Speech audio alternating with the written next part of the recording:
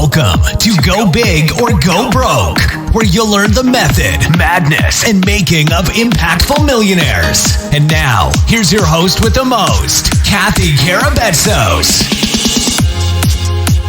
Well, hey there, podcasters. I'm Cathy Karabetsos, your host of Go Big or Go Broke. Thank you so much for joining me today. I have a really special guest with me today, yet another introduction by my friend, the famous or the infamous Jeff J. Hunter. And this special guest is a brand franchise owner, consultant, and investor who has on a mission to help people find freedom and flexibility in their lives through business ownership and diversification. In his mid-20s, he bought his first franchise in Kansas City. He's the owner and founder of I Love Franchising, a franchise business consulting firm based in Spearfish, South Dakota, focusing on matching current and aspiring entrepreneurs to the ideal franchise opportunity. Please join me in welcoming my guest, Erik Van Horn. Thank you so much for joining me today, Erik. Hey, Cathy. Great to be here. I really, really appreciate it. So we just got to knowing each other a little bit better. Obviously, we're together in our circle of influencers with Jeff J. Hunter. He's an incredible guy. Thanks for sharing the story of how you guys met. It's amazing how relationships get groomed by actually starting conversations and being human one with another. So I love to hear the stories. Jeff and I have known a little bit about each other. Well, we've been working together for a time, but we met about a year and a half ago. He's a really great guy, and I think the whole world needs to know Jeff J. Hunter. He's banging it up when it comes to branding and his brand of media, his virtual team. So I'm so thrilled to meet yet another guest through Jeff J. Hunter. Thanks again for joining me. So I'd like to dive right in and talk a little bit about Erik Van Horn, the man, the family guy. Yeah, let's forget about Jeff. Yeah, let's talk about another guy, right? He'll love to hear that when he listens to the show, and I know that he will. Let's talk about Erik, the man. I know you're a family man. I see your Facebook posts all the time, interacting with you online as well. Talk to us a little bit about the family and then how it is that you came to be the franchise expert and consultant that you are today. Yeah, so I think first and foremost, I am a family guy. I live, you mentioned the business is based in Spearfish, South Dakota, which is a town of like 10,000 people and some horses and animals and stuff like that. So it's in the sticks out here in the Black Hills in South Dakota. And I grew up here. I moved away for about quite a few years and then moved back about 10 years ago. And so it's myself, my wife, Magdalena, and we have 3 girls who are 5, 6, and 9. We just spend a ton of time together as a family, and I have my businesses that really allow me to do that, allow me the freedom, the flexibility to be able to spend time with my family. So we live on a little hobby ranch. It's like 80 acres, and it borders Forest Service. And so for me, it scratches my itch of wanting to mountain bike and snowmobile and do all that kind of stuff. And the girls love the horses and animals that we have. And so it's an interesting life and it's fun. We like it. And it's certainly made for you, no question about it. You talked about freedom, and that's obviously a big component. And I hear you talking a little bit about it online when it comes to the business, making sure that you're setting up yourself for continuing the lifestyle that you expect for yourself and your family. So talk to us about that. How do you manage the businesses? You've done a lot of business. Talk to us about that. What it is that you're doing today compared to what kind of businesses you've been in. I know there's a whole bunch that you kind of tap into and own, organize, and also consult on. So tell us a little bit of history on the company and what it is that Erik's doing in the business realm today. So the company that I Love Franchising is me helping people who want to get out of corporate America, or maybe they have a business now and they're wanting to diversify into a different brand and keep their current business. I specialize in helping people go from be able to keep their job, keep their current business, and start another business that's semi-absentee, so it does not revolve around them. And a lot of people get into business initially because they enjoy whatever it is that they're doing, or they have a job and they've never been able to leave it, and they didn't know things like semi-absentee ownership really exist out there. Sure. For me, that's all I've known, because my first business was in the tax business, and I've never done a tax return, and I'll never do a tax return. But what it forced me to do was do the marketing, do the manager of the business, and then manager multiple locations. So I was forced into it, and it was probably one of the best things that happened to me, and that was, almost 20 years ago, I got into that business. And then about 10 years ago, I sold most of all of that business, which was about 42 locations as a master franchisee. And it was my first kind of big exit in franchising. Then I started a bunch of other franchises since then, like 7 different ones as a franchisee or regional developer. And how I found those franchises was I became a broker so I could have kind of the inside scoop on what brands were coming out. And that's exactly how I've been able to get involved with the last 7 of brands that I'm involved with today. So if you look at, I don't have on LinkedIn and everything exactly what I own, but I have a good amount up there. And I think I just sold a business. And so right now I have 3 different brands and about 5 different partnerships, I think, and in about 8 different states. And initially you look at that, or people look at that from the outside and they think, gosh, this guy must be busy all the time. And I'm not. I really spend probably a day on those businesses, and it's spending time with my team, whether it is a district operational manager who's part of the team or my operational partners. And so I've just set it up in the past number of years to have operational partners who want to learn how to be that semi-absentee owner. I'll buy into the business with equal cash, but my role is advisor. My role is not operations or hands-on. And so that's a lot of how I've set it up recently. Excellent. That's fantastic. And you talk a lot about freedom in your post and I appreciate that so much. Did you say, I want to make sure I heard this correctly, that for all of the businesses you're currently involved in, you spend 1 day roughly a week? That's your time. That's true. And one thing I try to, I'm putting more out there online, and people that know me know it really is like, there's no online persona. It is me. And that's one of the things I wanted to make sure of when I first started to do more videos a number of years ago, that it's just me. And I remember going live on Facebook for the first time, and I was nervous to do it. I'd never done any podcasting before, never done a live video. And so I was out hiking with my dog, and I just finished a conference call with some business partners.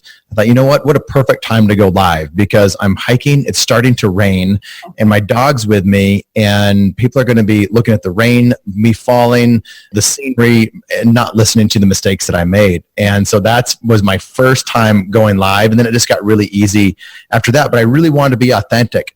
And so like when I say that I work, probably 1 day a week on my businesses, on my calendar, I have about 4 hours a day on 1 day set aside for the businesses.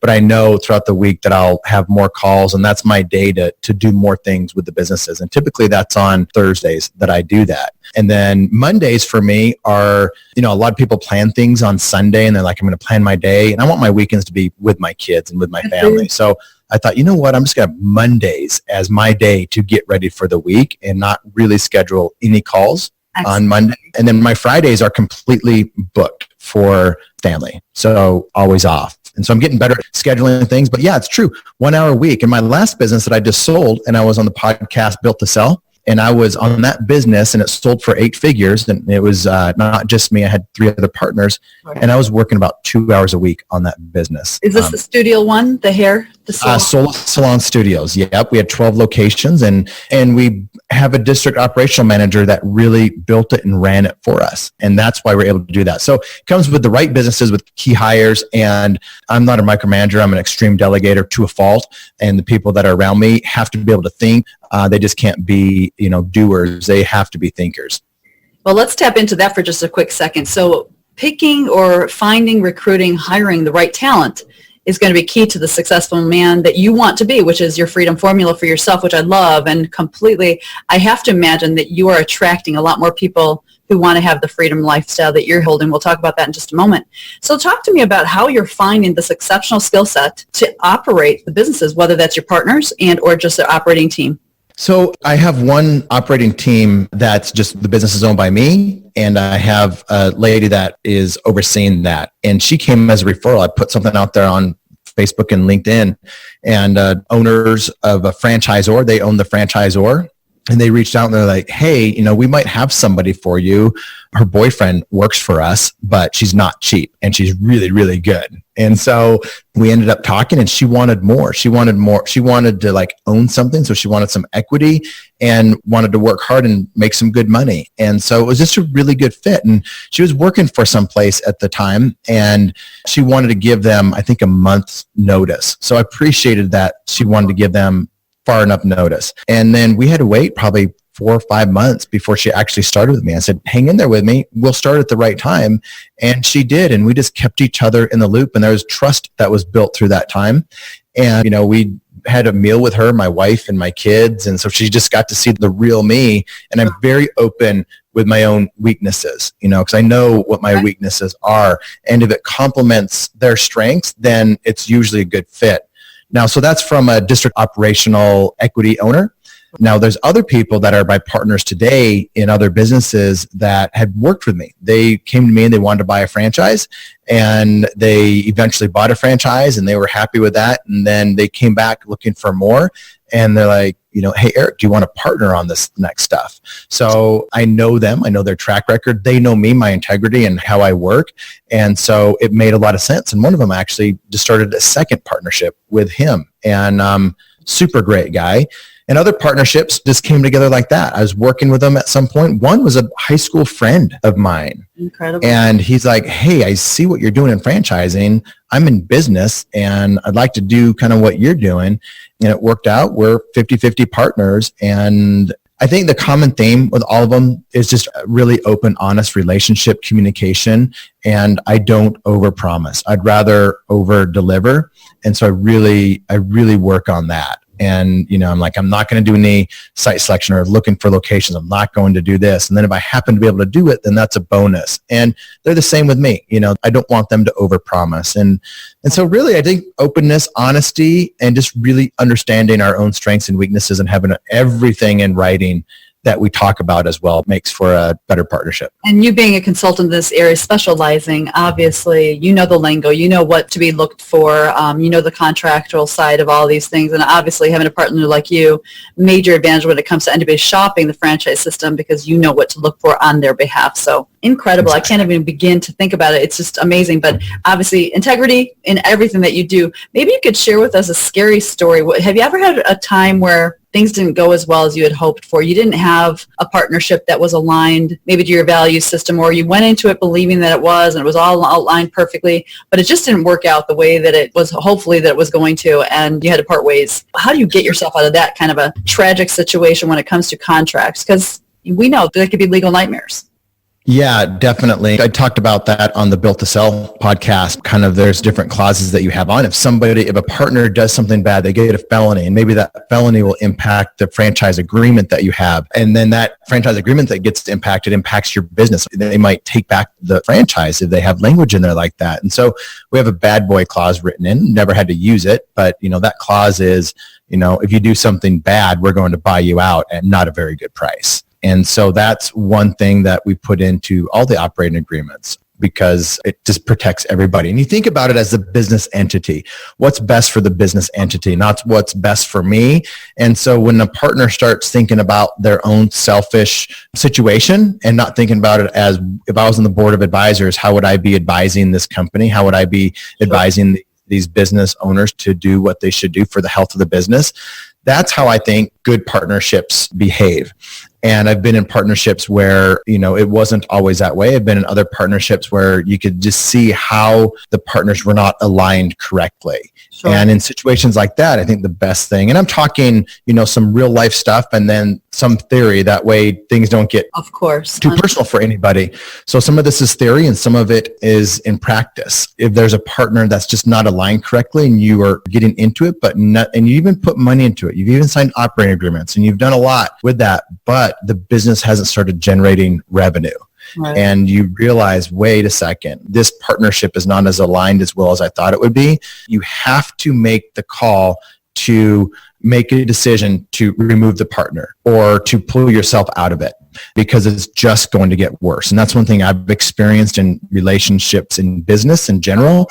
If you have a sense of how things are going, it becomes not so fun and difficult. That's just going to continue.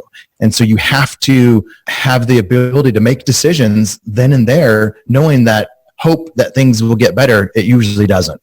Sure. So, do you consult with your clients on that side of it? I have to imagine that because you're helping them to vet out opportunities and presenting them with the opportunities. You're teaching them some of the ins and outs when it comes to legalities. Will you help walk a client through it's kind of time to unwind this relationship? I Just as a friend, I do. And if they ask me questions like that, I'm happy to do it. I'm happy to refer them to attorneys that I use and advisors that I use. In the consulting side, most of the consulting is just pointing them in the direction of really good brands to buy. And everything else is just free as a friend, and even if they buy a franchise that I recommended them, the franchisor pays me. The person working with me doesn't pay me. So that consultant role is really just helping people find really good brands to invest into. But all the other stuff is just, I'm starting to do more on Facebook and just to help people because this is real life stuff. Sure. And this is the reason I started my second podcast called Franchise Secrets. I have one called Franchise Story, where it's just stories of franchisees and franchisors. The next one's called Franchise Secrets because we talk about this type of stuff. Yeah. And that's because I want not just people that have worked with me to have access to me, but a lot of different people out there. And, I just interviewed a couple of attorneys yesterday and talked about stuff that normally doesn't get talked about. Kind of like we're doing now, like what bad can happen and how do you get out of it? The real deal, behind the scenes. Real stuff, yes. Partnership, no question about it. Where there are humans, there will be some issues along the way. You always hope for the best and plan for the worst, I think is the advice that any attorney would go by, right? Yes. Talk to us about the consulting side of the business. Somebody comes to you and obviously you're getting paid for the franchisor. I get that. How do you vet the brands that you're bringing forward and making this kind of marriage made in heaven between the prospective buyer? How do you work that out and how are you vetting your brands? So there's about 100 different brands that I work with, and not all of them are that great, but sometimes people just want a certain brand because they want to bake cakes or whatever it is that they want. It's a passion thing for them. But if it's somebody that's wanting to have quicker cash flow, have some stability in the franchisor, meaning they have deeper pockets, they have experience in the service that they're offering, and they have experience as a franchisor. And those are things that are really important to me. Culture. I know culture of a number of these brands really, really well because I have friends on the inside. I'm on the inside, of some of them. And so that's really important to me, the way that aligns with the expectations of the people that I work with. But usually it comes down to people, they needs to fit their lifestyle. Maybe they have a super demanding job and that just limits the amount of franchises. Doesn't mean it blocks them out, but just limits it. And their expectations. If people come to me and their expectations are just completely out of line, they want to invest $100 and make $1 million in an hour. It's like, okay, why don't you go play the lottery or something like that? Because if their expectations are off, I can't help them. And a lot of people have wrong expectations of getting into business. They think it's get rich quick, and it's definitely not that. And so I vet out the brands by just knowing them really well. There's other brands that are not very good brands, but have very good sales teams, and people will get sold those brands. And I stay away from those brands, even though there's a lot of people that push those brands because ultimately someone in my position could be seen as a salesperson because there are people like in my position as a consultant that are just selling. It's their job to do that. And that's how they make their money. That's how they put on the table for their kids. And that's not it for me. This is deal flow. This is more getting to know more people, helping people, and I'm in it for the long haul. So, those are some of the things I avoid with brands and the things that I look for in brands or culture, and then expectations in all kinds of areas that will align with the person that I'm working with. That's amazing. And obviously the integrity behind everything that you're saying is key for me. So anybody watching or listening, our audience today, if they're thinking about considering franchise, you want to go with somebody who obviously cares a lot about the long term. It's not a short-term game plan. It's not a get-rich-quick scheme. You certainly want to factor in lifestyle and the brand as well. What is the total number of franchise opportunities in the branding in the globe today? I mean, you said you had mentioned thousands. There are thousands. So you nailed it down to about 100. And out of those 100, some of them only because people have a certain expectation of what they want to work with. So if you were to say your perfect looking brand, how many would you say off the top of your head out of your 100 that you would say 20, 30, 50, 90 would be my best picks? 5. Really? That's incredible. I'm not going to put you on the spot and ask you for those 5, but that's amazing. So you have 5 solid brands that you just feel that they're your kind of people. And it's because most of the people that come to me that want to find something do not want to buy a job. There are other ones out there that they could buy a job with. Sure. Most of the time people come to me and they're frustrated in corporate America. They, like I said, they want, diversification of their current business. And I know the brands that are going to help them get there. And then it's usually not the brands that they're thinking of initially because they have these things in their mind that they think, I want to do X, and really what they want is Y. Yeah. But it takes time for me to understand really what they want. And if what they really want aligns with these, handful of brands that take most people to where they want to go, then that's where they'll go. And then I help them discover that, because it doesn't matter. So someone could fall in love with the product and then they start to talk to franchisees, and franchisees are saying, this is not easy. This is not what I was expecting. This is difficult. It was getting into it because it was a feel-good business. And sure, we're helping people out, but this is a staffing company. And I never wanted to get into a staffing company. Sure. So there's a lot of things like that will happen out there. And where there's other things where I can put them into something that they may not think it's a feel-good business, but a year later, they're like, holy cow, I'm really helping people out. And I had no idea that this would happen. This happened to friends of mine that were in other franchises with me, and I helped them get into some concepts. And they're like, Erik, the biggest surprise to me was these ladies coming up to me crying and telling me, because you opened up this location, you changed my life, and crying in front of them.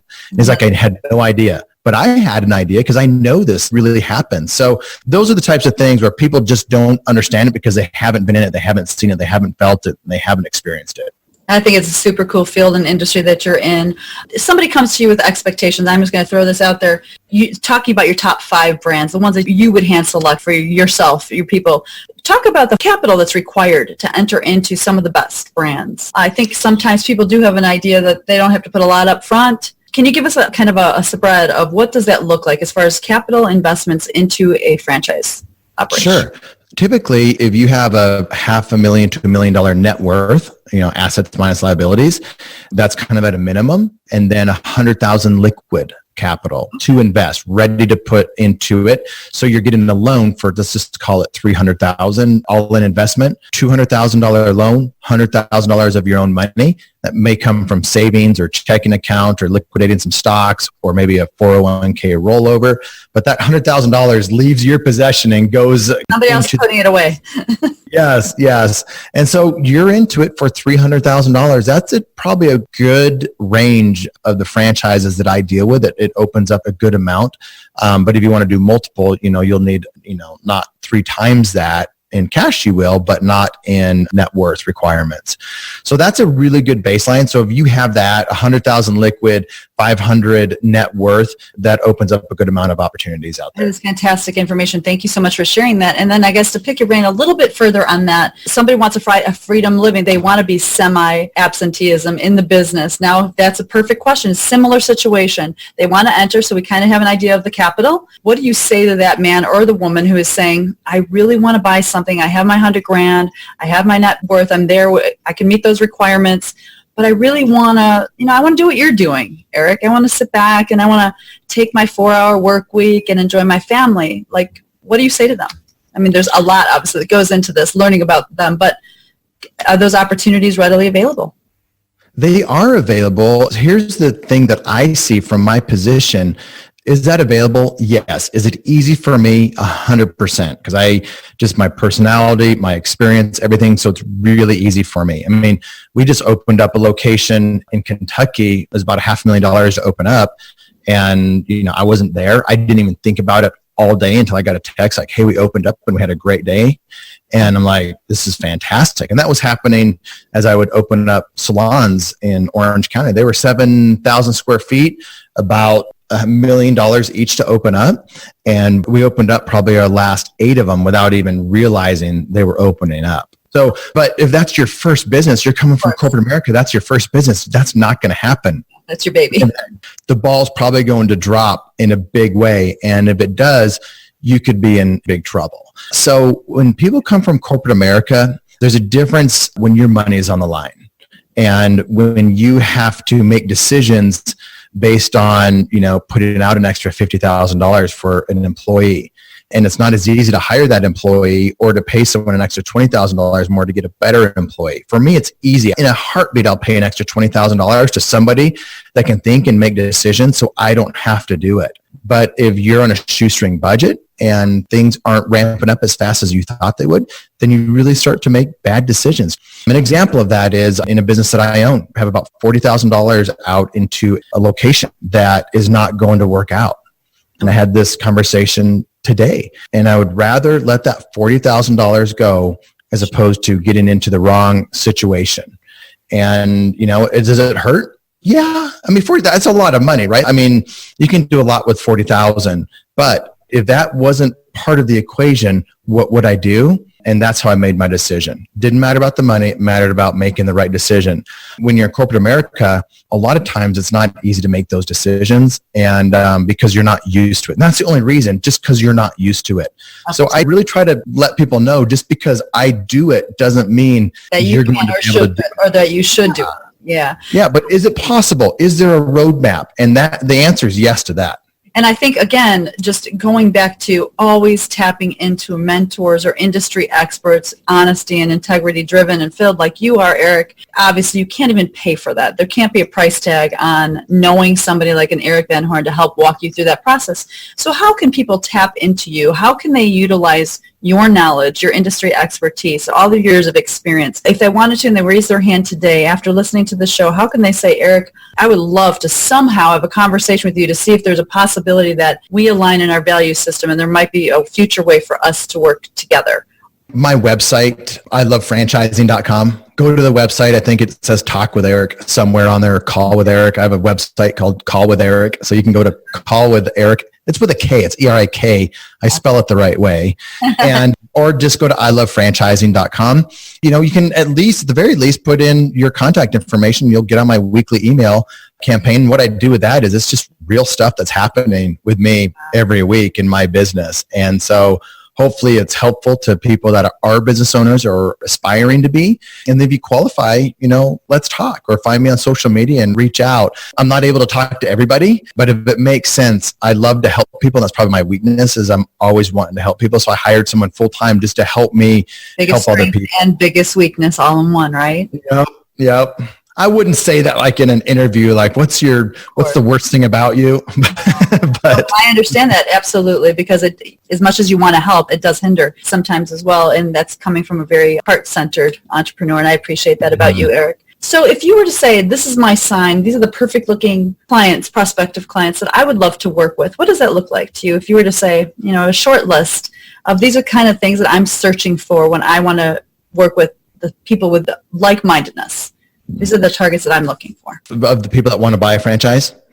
Mm-hmm. It is people that are really ready to make a change and ready to engage into a process.